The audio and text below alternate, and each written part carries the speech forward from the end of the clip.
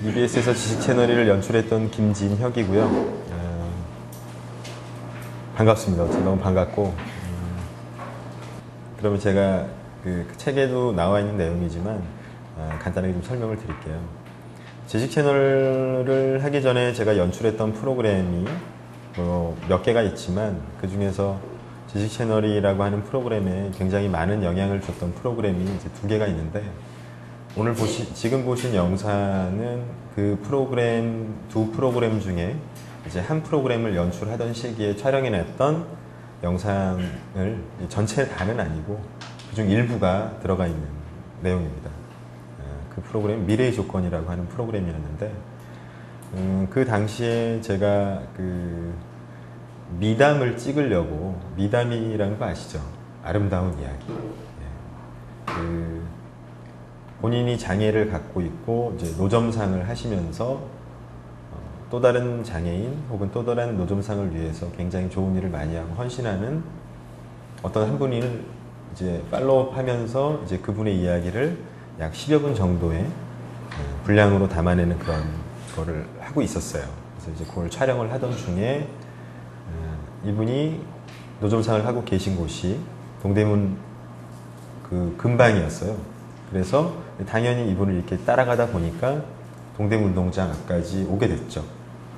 그래서 대충 촬영이 이 정도면 마무리가 될 것 같아서 마무리를 하려고 하던 찰나에 앞에 노숙자분이 계신데 이제 그분하고 이제 이야기를 나누게 됐어요. 이분이 이야기를 나누더니 옆에 그 국수집으로 가서 국수도 한 그릇 같이 나눠 먹고 같이 노래도 하고 분위기가 좋아지더라고요.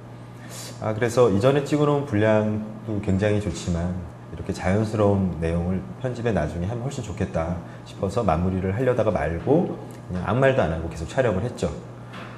근데 이제 문제는 그 노숙자분도 휠체어에 앉아 계시고 이분도 몸이 안 좋으시다 보니까 두 분이서 같은 자리에 계속 앉아서 대화하는 장면밖에 촬영을 할 수가 없는 거예요.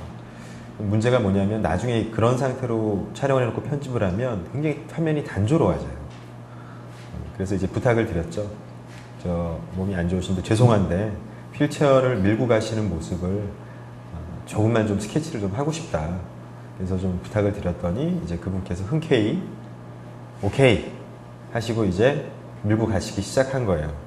그래서 이제 밀고 가는 모습을 촬영을 딱 해서 이 정도면 되겠다 싶어서 이제 그만 미셔도 된다고 말씀을 드렸는데, 이분은 그 말을 못 들으신 건지 아니면 뭐 특별한 이유가 있었는지는 잘 몰라도 아까 저기 나와 있던 동대문 운동장 안으로 휙 하고 들어간 거죠.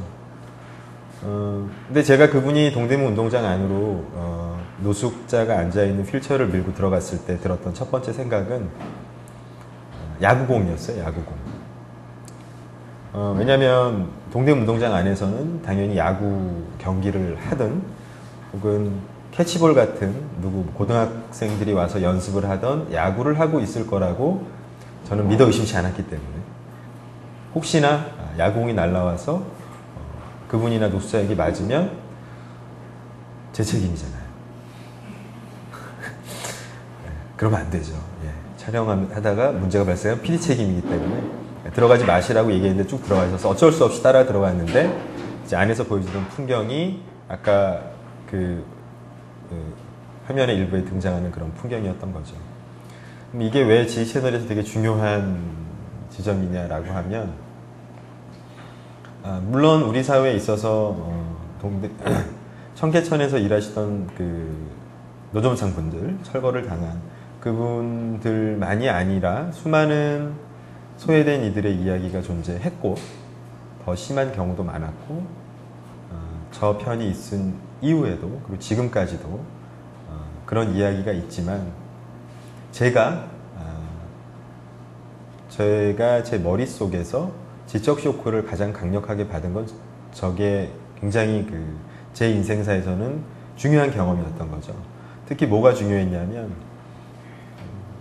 저 역시 여러 가지 기존 언론이라든지 아니면 여타 여러 가지 매체를 통해서 소외라는 문제가 우리 사회에 만연하다, 양극화가 있다, 이런 거를 논리적으로 이해하지 못하고 있었던 건 아니고, 그런 거에 관한 정보들에 대해서 전혀 무지했던 것도 아니죠.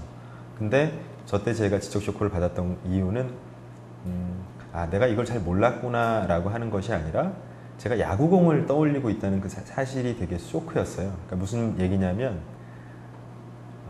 제가 저 안에 있는 것들을 몰랐다가 아니라 내가 저 안에 있는 상황을 모른다는 사실도 모르고 있었다는 게 되게 쇼크였죠.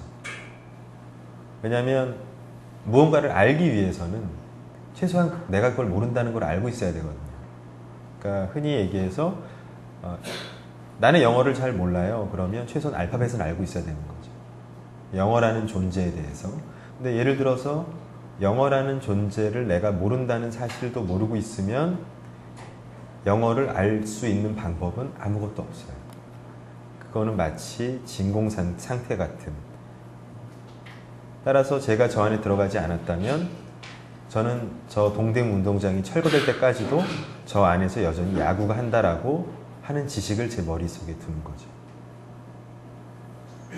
그러면 그게 뭐가 문제입니까? 모를 수도 있는 거지 라고 물어볼 수도 있잖아요. 근데 그런 식으로 본인이 무엇을 모르는지에 대해서 모르는 상태로 계속 있으면 향후에 어떤 정보를 받아들일 때 있어서 생각을 할 수 있는 기회가 거의 없어져요. 그러니까 무슨 얘기냐면 단순히 이 정보를 내가 받아들일 것인가 거부할 것인가 라는 두 가지 선택밖에 남아있지 않죠. 더군다나 저 상황은 저 안에 있는 청계천에 계시던 그 노점상 분들이 굉장히 부당한 대우를 받는 것도 있지만 여러 가지 모순된 상황에 처해 있습니다. 영상을 보시면 알겠지만 맨 마지막에 노무현 전 대통령하고 이명박 현 대통령이 같이 서 있는 모습이 나와 있어요. 그리고 저 이후에 청계천이 복원된 이후에 수많은 사람들이 정말 좋은 휴식 공간으로, 물론 문제가 많지만 거기서 그 휴식을 즐기고 있죠. 그럼 이 상황에서 도대체 무엇이 선이고 무엇이 악이며 무엇이 옳고 무엇이 그른지에 대해서 우리가 기존에 일방적으로 주어진 정보로 판단할 수 없다는 거죠. 결국 그거는 오직 자기 자신만이 스스로 고민을 하고 판단을 내서 자기 자신만의 메시지를 만들어야 한다는 게 되게 중요한 사실이라고 저는 생각을 했어요. 그래서 일부러 모순된 상황 그대로 화면 안에 담기도 한 것이고요. 맨 처음에 1초표를 만들 때는 그저 암기주의 교육 방식을 통해서 제가 정보를 받아들이거나 혹은 우리 사회가 그런 식으로 뭔가 일방적으로 강요하는 게 그냥 싫고 거기에 대한 반발, 그거를 깨고 나가는 뭔가 통쾌함, 그런 거 자체로 충분히 만족을 했었어요. 근데 이제 저표를 만들기 시작하면서부터 단순히 거기에 대한 반감이 아니라 그 이상의 뭔가 정말로 생각할 수 있는 것, 지식 채널이가 슬로건으로 생각하는 힘을 걸었다면 도대체 어떻게 생각을 할 것인가에 대해서 나름대로 해답을 제시하고 싶었고 그 방식이 바로 지적인 쇼크입니다. 그래서 지식 채널이는 물론 큰 차이가 없을 수도 있지만 우리 사회의 소외된 부분을 찾아서 보여주는 여타 시사 프로그램이나 기타 프로그램들이 그 자체를 알리는 게 목적이라면 지식 채널이는 그보다는 그거를 모르고 있었던 시청자들에게 질문을 던지는 방향성을 취하고 있어요. 그러니까 소외 그 자체보다는 그 소외를 모르고 있는 우리 머릿속의 소외에 대해서 침을 한번 찔러보고 5분 딱 되면 도망가는 거죠. 책임을 안 집니다. 왜냐하면 그리고 이렇게 그럴싸한 말을 하죠. 선택은 시청자의 몫입니다.